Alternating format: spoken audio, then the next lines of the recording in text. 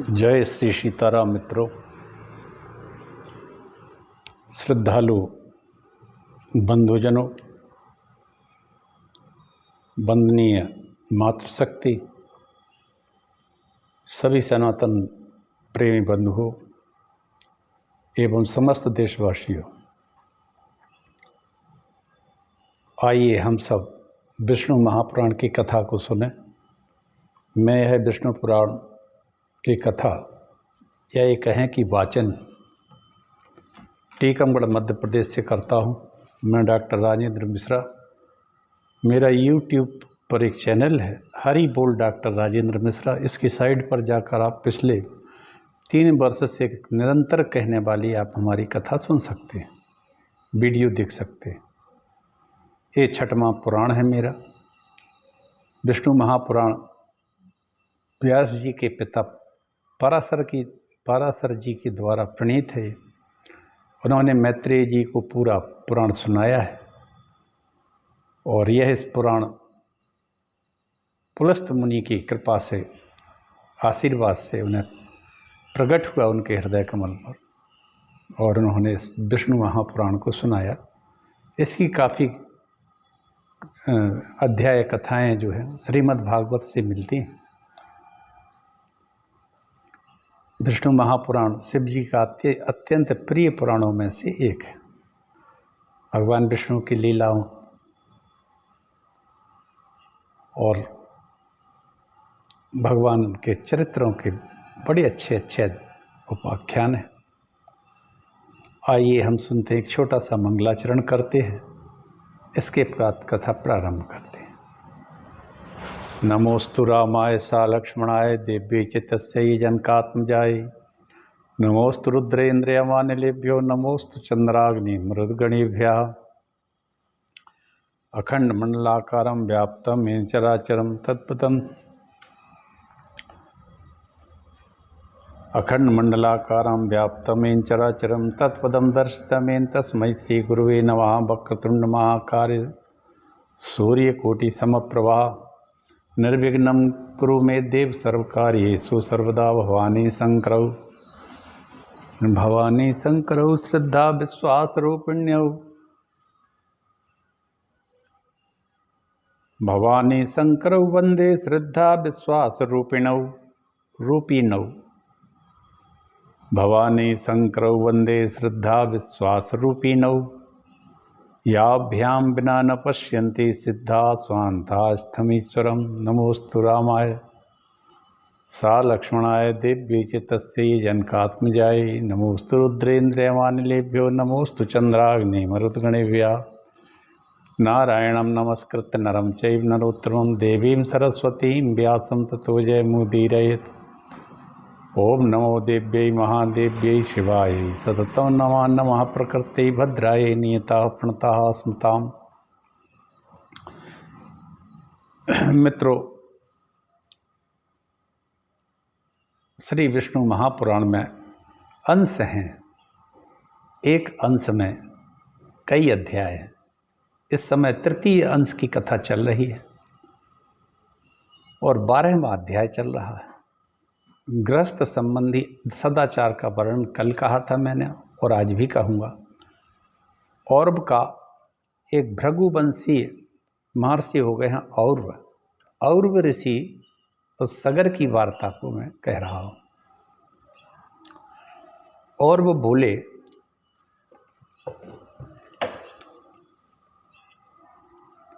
देव गो ब्राह्मणान् सिद्धान् वृन्दाचार्यस्तथाचरेत्।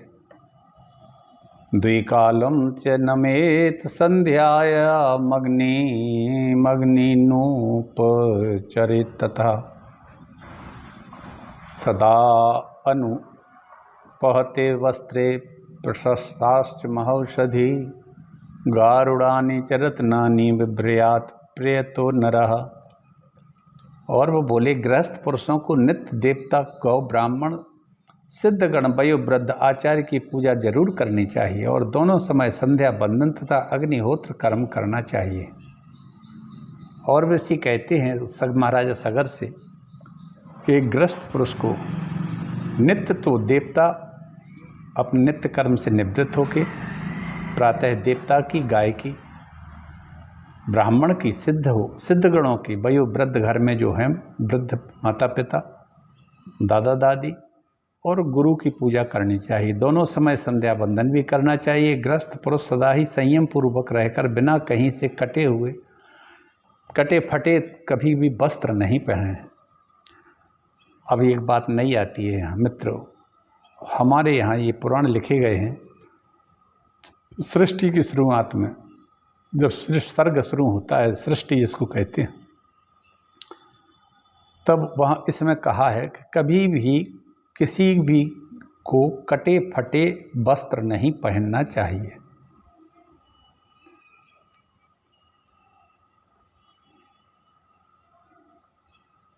आज हम देखते हैं कि लड़के जानबूझ के और लड़कियां कटे फटे वस्त्र बाजार से महंगे पैसों में खरीद के पहनती हैं, जो महान अशुभ है।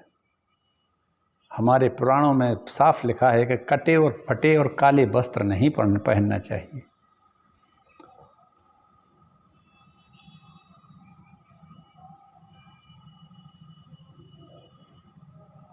और साफ स्वच्छ बालों को रखना चाहिए,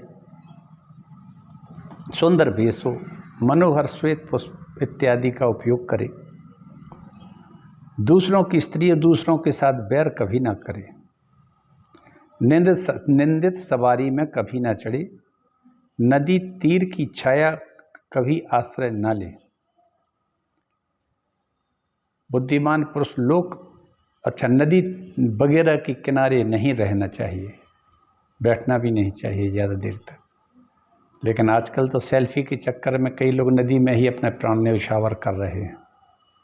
सेल्फी लेते समय गिर जाते हैं और चले जाते हैं अथाह पानी में। एक प्रतिवर्ष सैकड़ों की बड़ी संख्या हो रही है ऐसे लोगों की। इनको तो ज़रूर सुनना चाहिए पुराण, या स्वयं पढ़ना चाहिए। कभी नदी के पास नहीं जाए, कभी भी पतित उन्मत्त और जिसके बहुत से शत्रु हों ऐसे पर पीड़क पुरुष के साथ कभी नहीं रहना चाहिए। पतित उन्मत्त मतलब जो 24 घंटे गुस्से से भरा हुआ गुंडा टाइप का आदमी हो, हिंसक हो, पतित हो, उसके पास उससे दोस्ती ज़्यादा नहीं रखना चाहिए। एवं जिसके बहुत से शत्रु हों उससे भी मित्रता नहीं करना चाहिए, क्योंकि सभी उसके शत्रु आपके शत्रु हो जाएंगे। किस किस से लड़ोगे? ऐसे परपीड़क पुरुषों के साथ कुलटा के स्वामी, क्षुद्र, मिथ्यावादी, अति व्ययशील, निंदापरायण और दुष्ट पुरुषों के साथ कभी मित्रता ना करे। परपीड़क दूसरों को पीड़ा देता हो, एक कुलटा स्त्री हो, दो कुलटा स्त्री का पति हो, जो तीसरा है जो ओछा हो, मिथ्यावादी हो, झूठ बोलता रहता हो, और अति व्ययशील हो, बहुत खर्चीला हो, निंदा परायण हो, जो दूसरे की निंदा ही करता रहता हो, और दुष्ट पुरुषों के साथ कभी भी मित्रता ना करे, और ना कभी मार्ग में अकेला चले, साथ में होना चाहिए। नरेश्वर जल प्रवाह के वेग में सामने पड़कर स्नान कभी ना, नदी वगैरह में तेज धार में सामने जाके बीच नदी में कभी स्नान ना करे, ना वहाँ जाके बैठे। किसी भी समय सेल्फी के चक्कर में नदी एकाएक आ जाती है, पता लगता नहीं है, और अपना आदमी अपने प्राणों से हाथ धो बैठते हैं। तो कभी बीच नदी में जाकर स्नान करने की ज़रूरत नहीं है। दांतों को परस्पर घसे नहीं, और अग्नि जहाँ लगी हो वहाँ कभी प्रवेश करने की न करे, और कभी भी वृक्ष के ऊपर ना चढ़े, ऊपर चोटी पर खास कर। दांतों को ना घिसे एक दूसरे के ऊपर, मुख को बंद करके जम्हाई लेना चाहिए। बुद्धिमान पुरुष जोर से ना हंसे और शब्द करते हुए अधोवायु भी ना छोड़े, और नखों को ना चबावे, तिनका ना तोड़े, और पृथ्वी पर भी ना लिखे। चौराहा, चैत्य वृक्ष, श्मशान, उपवन, दुष्टा स्त्री की समीपता, इन सब का रात्रि के समय सर्वथा त्याग कर देना चाहिए।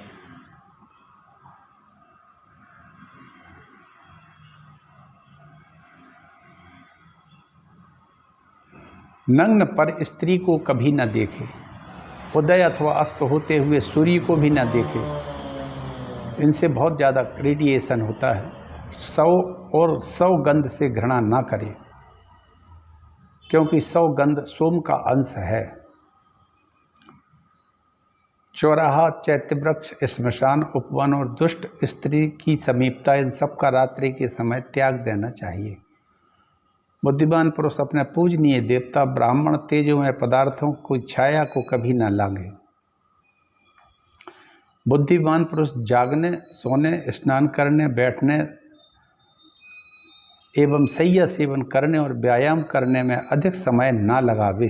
अत्यंत व्यायाम ना करे और ना कभी अत्यधिक सोए।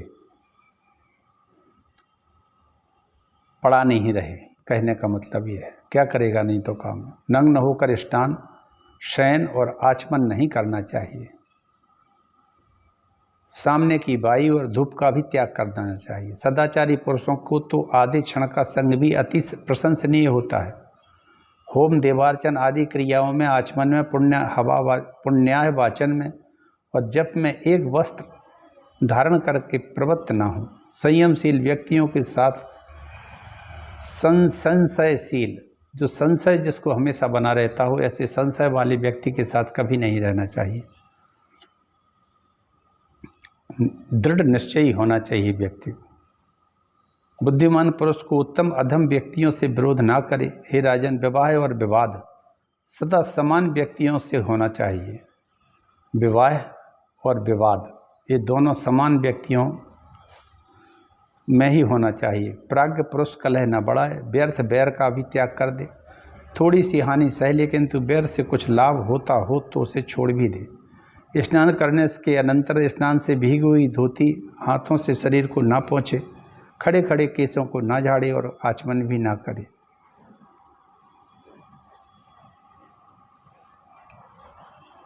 देवालय, चौराहा, मांगलिक द्रव्य और पूज्य व्यक्ति, इन सबको बाईं ओर रख कर ना निकले।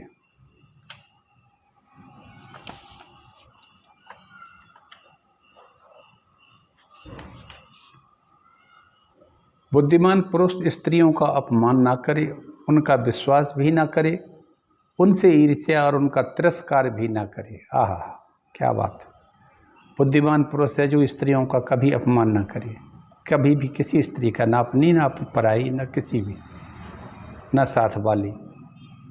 उनका विश्वास कभी भी ना करे, उनसे ईर्ष्या ना करे और उनका तिरस्कार भी ना करे। सदाचार परायण प्राज्ञ व्यक्ति मांगलिक द्रव्य, पुष्प, रत्न, घृत और पूज्य व्यक्तियों का अभिवादन किए बिना कभी अपने घर से न निकले। जब कहीं जाना हो तो कम से कम अपने से पूज्य व्यक्तियों का अभिवादन कर ले, भगवान का स्मरण कर ले, तभी घर से जाना चाहिए।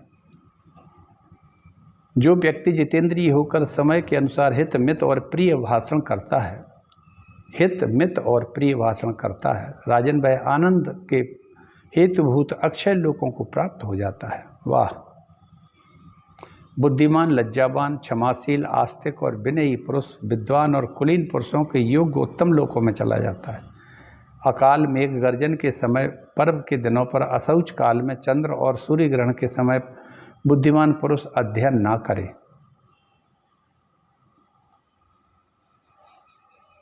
जो व्यक्ति क्रोध को शांत करता है सबका बंधु है, मत्सर शून्य है, भयभीत को सांत्वना देने वाला है और साधु स्वभाव है, उसके लिए स्वर्ग तो बहुत थोड़ा सा फल है।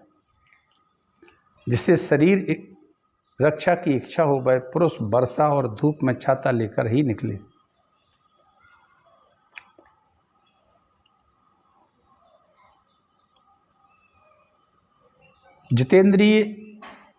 जो जितेंद्रिय दोष के समस्त हेतुओं को त्याग देता है, उसके धर्म, अर्थ और काम की थोड़ी सी भी हानि नहीं होती है। इंद्रियों को जो कहने का मतलब ये है कि मन पर जो अपना कंट्रोल रखता है, काबू में रखता है, जितेंद्रिय होता है, उसके धर्म अर्थ काम सभी,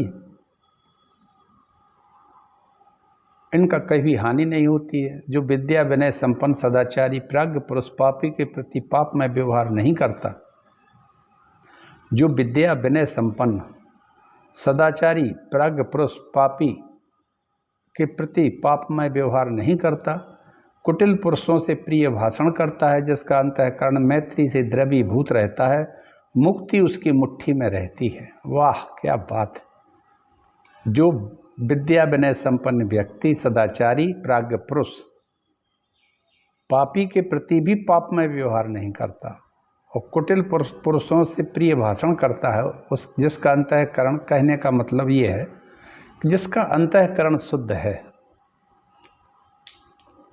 अंतःकरण शुद्ध है तो मुक्ति उसकी मुट्ठी में है।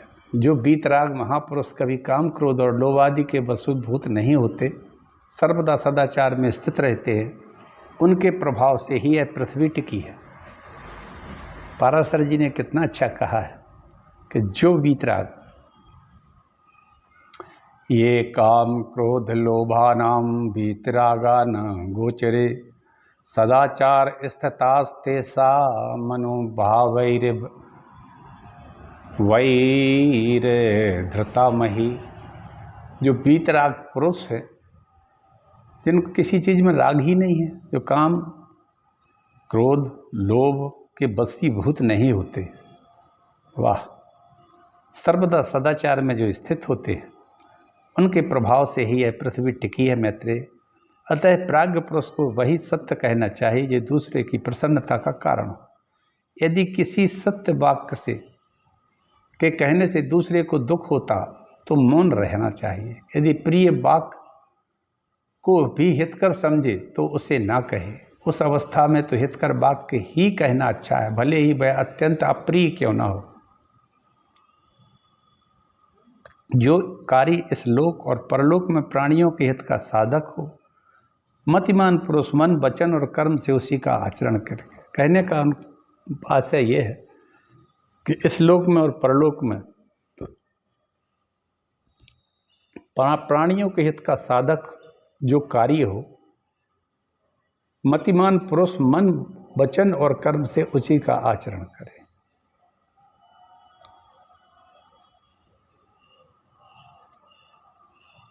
और जी ने फिर इसके बाद आभ्युदिक श्राद्ध, प्रेत कर्म, श्रद्धा आदि का विचार का भी वर्णन किया है। उन्होंने कहा है कि पुत्र के उत्पन्न होने पर पिता को वस्त्रों सहित स्नान करना चाहिए, उसके पश्चात जात कर्म करना चाहिए, फिर श्राद्ध कर्म करना चाहिए। तन्मय भाव से अनन्य चित्त होकर देवता पितृगण के लिए क्रमशः दाईं बाईं ओर बिठाकर 2 ब्राह्मणों का पूजन करे और भोजन करावे। उत्तर की ओर मुख करके दधि अक्षत बदरी फल से बने हुए पिंडों को देवताओं, देव तीर्थ और प्रजापति तीर्थ से दान करे। ये देव तीर्थ और प्रजापति तीर्थ कहलाते हैं अंगुलियों के अग्रभाग। इससे इसको और इसको कहते हैं प्रजापति तीर्थ और देव तीर्थ। फिर नामकरण करे। बंधु बांधवों को भली प्रकार स्नान कराने के अनंतर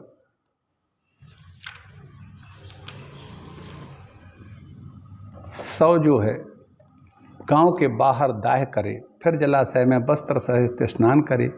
दक्षिण मुख होकर यत्र यत्र स्थिता यही तद मुकाय आदि वाक्यों का उच्चारण करते हुए जलांजलि दे। गोधूली के समय तारामंडल को देखने लगने पर ग्राम में प्रवेश करना चाहिए। अशौच काल में ब्राह्मणों की इच्छा हो तो उन्हें भोजन कराना चाहिए, क्योंकि उस समय ब्राह्मण बंधु वर्ग के भोजन करने से मृत जीव की तृप्ति होती है। जो व्यक्ति मृत हो जाता है उसकी तृप्ति हो जाती है। हे नृप, अशौच के दिन अस्थि चयन करना चाहिए, जिसकी जे मृत्यु के बाद के कर्म बता रहे हैं।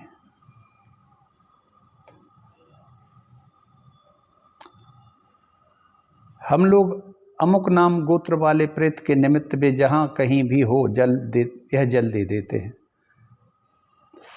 समानोदक तर्पणादि में सपिंड पिंड की व्याख्या कूर्म पुराण में इस प्रकार है। 7वीं पीढ़ी में पुरुष की सपिंडता निवृत्त हो जाती है, किंतु समानोदक भाव उसके जन्म और नाम का पता न रहने पर दूर रहता है। परंतु माता पिता के विषय में यह नियम नहीं है। पितरौ चेन मृतौ स्याताम दूरस्थो अपि ही पुत्र का श्रुत्वा तद्दिन मारभ्य दशाहम सूत की भवेत। असौच के अंत में इच्छा के अनुसार अयुग्म 3, 5, 7, 9, 11, 13 ब्राह्मणों को भोजन करावे और उनकी जूठन के निकट प्रेत की तृप्ति के लिए कुसा पर पिंडदान कर देना चाहिए। ब्रह्मभोज के अनंतर ब्राह्मण आदि चारों वर्णों को क्रमशः जल, अस्त्र, कूड़ा और लाठी का स्पर्श करना चाहिए। तदनंतर ब्राह्मण आदि वर्णों को जो जातीय धर्म बतलाए गए उनका आचरण करे और स्वधर्म के अनुसार उपार्जित जीविका से निर्वाह करे। प्रति मास मृत्यु की तिथि पर एको दृष्टि श्राद्ध करे। आवन, आवाहन आदि क्रिया और विश्वदेव संबंधी ब्राह्मणों के आमंत्रण आदि से रहित होना चाहिए।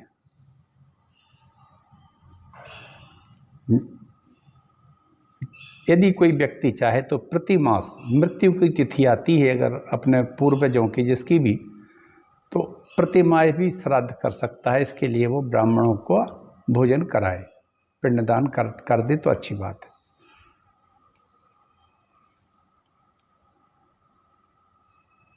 अभी रम्यताम अभिरतः स्मः अक्षयामिद मुपतिष्ठताम, इस वाक्य का उच्चारण जरूर करें। इस प्रकार 1 वर्ष तक प्रति मास एको दृष्टि कर्म करने का विधान है। हे राजेंद्र, वर्ष के समाप्त होने पर सपिंडीकरण करे, उसकी बुद्धि है। सपिंडीकरण कर्म को 1 वर्ष 6 मास अथवा 12 दिन के अनंतर एको दृष्टि श्राद्ध की विधि से ही करना चाहिए।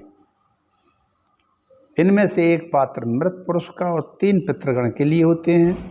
फिर मृत पुरुष के पात्र से जलादि से पितृगणों के पात्रों का सिंचन करे।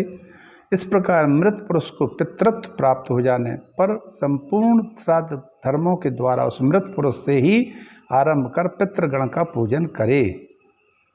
हे राजन, पुत्र, पौत्र, प्रपौत्र, भाई, भतीजा अथवा अपनी सपिंड संतति से उत्पन्न हुआ पुरुष ही श्राद्ध आदि क्रिया करने का अधिकारी होता है। इनका अभाव हो तो समान नोदक की संतति मातृपिंड की सपिंड अथवा समान नोदक को इसका अधिकार है। मात्र पितृकुल दोनों के नष्ट हो जाने पर स्त्री ही इस क्रिया को करे।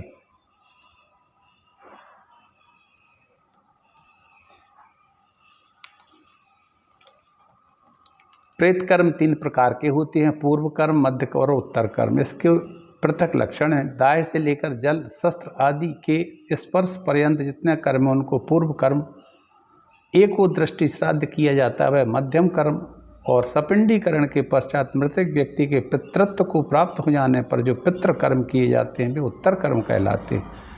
माता पिता, सपिंड, समानोदक समूह के लोग अथवा उसके धन का अधिकारी राजा पूर्व कर्म कर सकते हैं, किंतु उत्तर कर्म केवल पुत्र, दौहित्र, उनकी संतान ही करना चाहिए। हे राजन, प्रतिवर्ष मरण दिन पर स्त्रियों का भी उत्तर कर्म से एक उद्दिष्ट श्राद्ध की विधि से अवश्य करना चाहिए। तय हे अनग, उन उत्तर क्रियाओं को जिस जिस विधि से करना चाहिए वो सुनो। और वो कहते हैं श्रद्धा सहित श्राद्ध कर्म, जब श्रद्धा हो तभी तो श्राद्ध कर्म कर सकते हो, नहीं तो नहीं कर सकते हो। और इस तरह से और ऋषि ने काम में श्राद्ध का कालन बताया, श्राद्ध युक्त पदार्थ बताए। ब्राह्मणों के घर में आया जाने तब उत्तरायण या दक्षिणायन का आरंभ या व्यतिपात हो तब काम में श्रद्धा का अनुष्ठान किया जाता है। चंद्रमा या सूर्य के ग्रहण के समय 3 अष्टकाओं में और उत्तरायण और दक्षिणायन के आरंभ में पुरुष एकाग्रचित्त हो पितृगणों को तिल सहित जलदान करे, वह मानो 1000 वर्ष के लिए श्राद्ध कर देता है। यह परम रहस्य स्वयं पितृगण ही कहते हैं।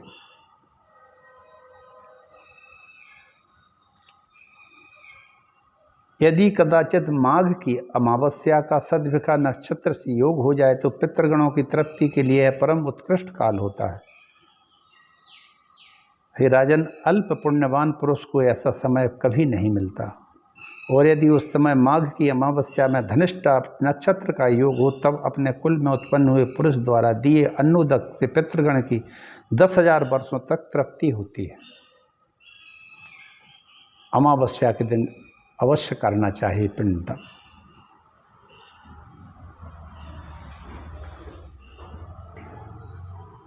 विशुद्ध चित्त, शुद्ध धन, प्रशस्त काल। विशुद्ध चित्त श्राद्ध कर्म के समय शुद्ध धन होना चाहिए, प्रशस्त काल होना चाहिए, उपर्युक्त विधि, योग्य पात्र और परम भक्ति, ये सब मनुष्य को इच्छित फल दे देते हैं। पितृगण आदर पूर्वक अर्चन करने से मनुष्य के समस्त पापों का नाश कर देते हैं। सर्वथा यह गान करते हैं कि वर्षा काल भादों में शुक्ला त्रयोदशी के मघा नक्षत्र में तृप्त होकर फिर माघ की अमावस्या को पुत्र पौत्र आदि द्वारा दी गई पुण्य तीर्थों की जलांजलि से हम कब तृप्ति का लाभ करेंगे, ऐसा सोचते हैं पितृगण। तब विशुद्ध चित्त, शुद्ध धन, प्रहस्त काल, उपर्युक्त विधि, योग पात्र और परम भक्ति, ये सब मनुष्य को इच्छित फल दे दे। हे राजन, अब तुम पितृगणों के गाए हुए कुछ श्लोकों का श्रवण करो। उन्हें सुनकर तुम्हें आदर पूर्वक वैसा ही आचरण करना चाहिए। पितृगण कहते हैं, हमारे कुल में क्या कोई ऐसा मतिमान धन्य पुरुष उत्पन्न होगा जो वित्त लोलुपता को छोड़कर, मतलब लोभ को छोड़कर हमें पिंडदान देगा, जो संपत्ति होने पर हमारे उद्देश्य से ब्राह्मणों को रत्न, वस्त्र, यान इत्यादि भोग सामग्री देगा, अन्न, वस्त्र, मात्र वैभव से जो श्राद्ध काल में भक्ति विनम्र चित्त से उत्तम ब्राह्मणों को यथाशक्ति अन्न ही भोजन कराएगा, अन्न में असमर्थ होने पर ब्राह्मणों को कच्चा धान्य थोड़ी सी दक्षिणा ही देगा, यदि इसमें भी असमर्थ होगा तो किन्हीं द्विज श्रेष्ठ को प्रणाम कर एक मुट्ठी तिल ही देगा, अथवा हमारी उद्देश्य पृथ्वी पर भक्ति विनम्र चित्त से 7-8 तिलों से जलांजलि देगा।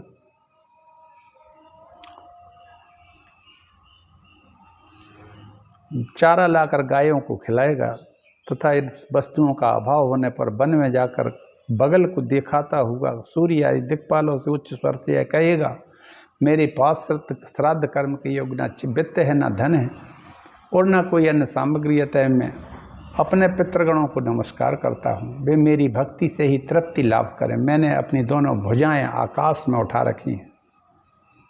इस तरह से श्राद्ध कर्म में जब अमावस्या हो, सद्विखा का नक्षत्र हो, उस दिन धनिष्ठा का योग हो, कुछ भी ना हो तो ऐसा कह सकते हैं।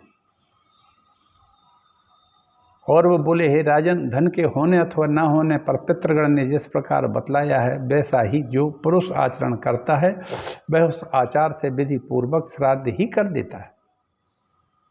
मतलब पूरे इसका कहने का ये है कि हमको श्राद्ध कर्म करना चाहिए। पहले तो 1 वर्ष तक कर सकते हैं हम प्रति माह, उस तिथि में जिस तिथि में हमारे पूर्वज जो भी गए हैं। फिर अपने लोभ को छोड़ के, समय को निकाल के श्राद्ध कर्म करने से पितर बहुत ही संतुष्ट होते हैं, क्योंकि वो हमेशा सोचते हैं कि हमारे कुल में कोई ऐसा मतिमान धन्य पुरुष उत्पन्न होगा जो लोभ को छोड़कर हमें पिंडदान करेगा। वाह!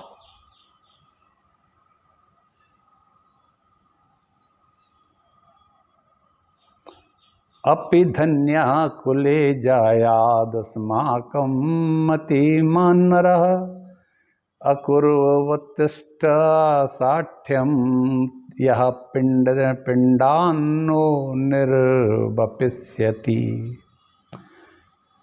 रत्नं वस्त्रं महायानं सर्वभोगादिकं वशु विवेशति विप्रेभ्यो यो अस्मानुद्दिश्य दास्यति।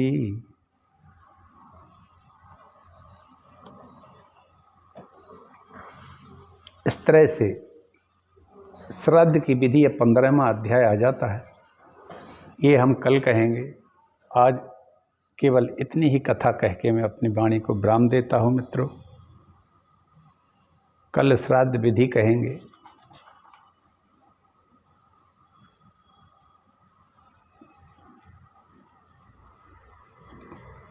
अब मैं आप सभी से अपनी वाणी को विराम देता हूँ और आज्ञा चाहता हूँ। आप सबको विष्णु महापुराण अच्छा लग रहा होगा। ये लक्ष्मी नारायण का इसमें बहुत अच्छा और उच्च वर्णन है। बड़ी अच्छी लीलाएं हैं भगवान की। अभी श्राद्ध कर्म का ये चल रहा है चैप्टर, अध्याय 15वां 16वां अध्याय। अभी गृहस्थ धर्म के बारे में कहा था, श्राद्ध पे भी कहा। ये थोड़ा लंबा है, कल हो जाएगा ये पूरा। इसी के साथ में आप सबको प्रणाम करता हूँ। बोलो लक्ष्मी नारायण भगवान की जय। लक्ष्मी नारायण भगवान की जय। लक्ष्मी चतुर्भुज भगवान की जय। लक्ष्मी नरसिंह भगवान की जय। जय श्री राम। जय जय श्री राम। हर हर हर हर महादेव। हर हर हर हर महादेव।